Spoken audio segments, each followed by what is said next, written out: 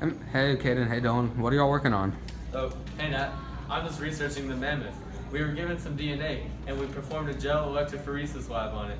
And we were supposed to compare it to either elephant or rhinoceros DNA, but neither of them matched up. So we sent our DNA in, we got a code, and we did a blast search on it, and it ended up to be a woolly mammoth.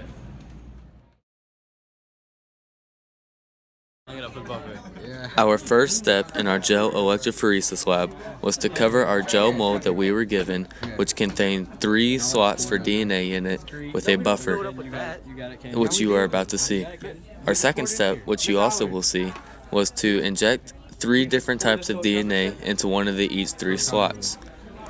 One of them was woolly mammoth, which was also unknown at the time.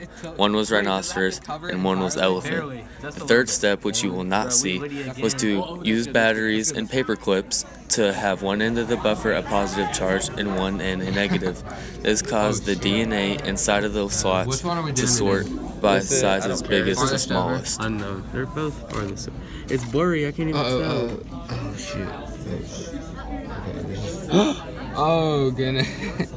You did too much buffer. Oh, you did great. I don't think so. Just put a little more in. I'm confused. Or are we good? Are we good? I don't know, man. You put way too much buffer. Today, we're going back to the ice age to find ourselves a woolly mammoth. Sweet, dude. Let's go. Oh, I think I see one. You think you see a woolly mammoth? Look, it's a woolly mammoth. Wow.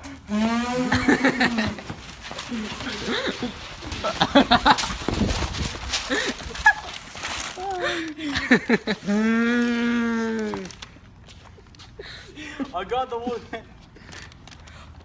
Whoa.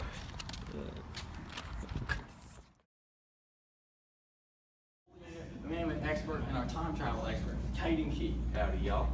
Well, today, we went 15,000 years ago to North America to see our woolly mammoth. How was that experience for you, Nathan? I liked it, I guess. It was okay. He thought it was very fun. So, Caden, where were your woolly mammoths usually around? Well, the oldest one came about 400,000 years ago, and really, they were around no more than about 1650 BC was the last known population of them. And really, our main habitats were North Asia, Africa, Europe, North America, and any Arctic biomes as well. That sounds very fascinating. Well, thank you, Caden. You're welcome. So, after seeing such majestic woolly mammoths in their natural habitat in the wild, I was wondering, why don't we see them anymore? Well, woolly mammoths went extinct about 10,000 years ago. And while we don't know the exact explanation of why they went extinct, we think it's because of disease or human intervention. We used to think that it was because of climate change, but scientists aren't sure about that anymore. Whoa, that's pretty cool. Thank you. No problem. So Nathan, elephants and these mammoths kind of look like each other. What have scientists figured out about their genome? So mammoths and elephants split around 6 million years ago.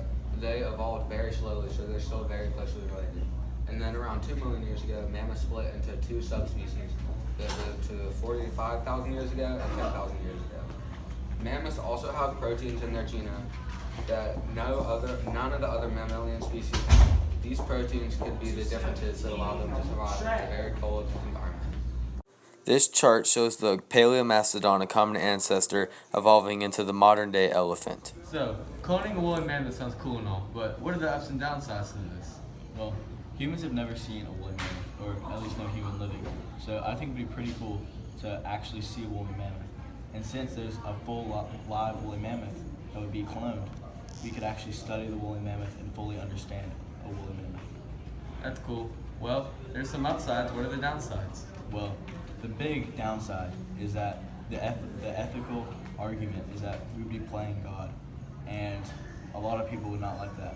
Another downside is that mammoths went extinct for a reason, and that is a big difference in the climate. So we don't know how mammoths would thrive.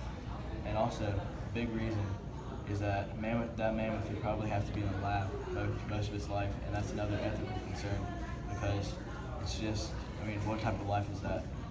Yeah, I understand. It'd be cool to see a woolly mammoth, but you always got to do the right thing. So, what methods can the scientists use to clone a woolly mammoth?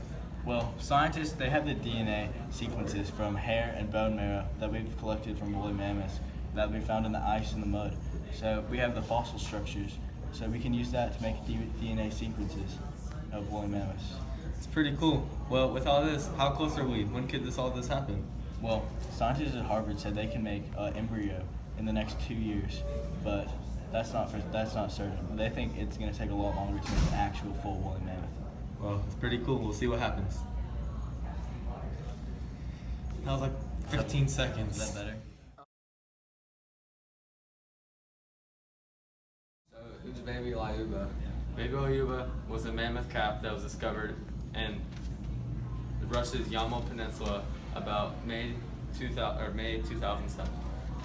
How'd she die? She died by whenever she was about 30 days old, crossing a muddy river bottom with her herd. She suffocated in the mud, where she was preserved under the mud by lactic acid producing bacteria. So what did they do with her?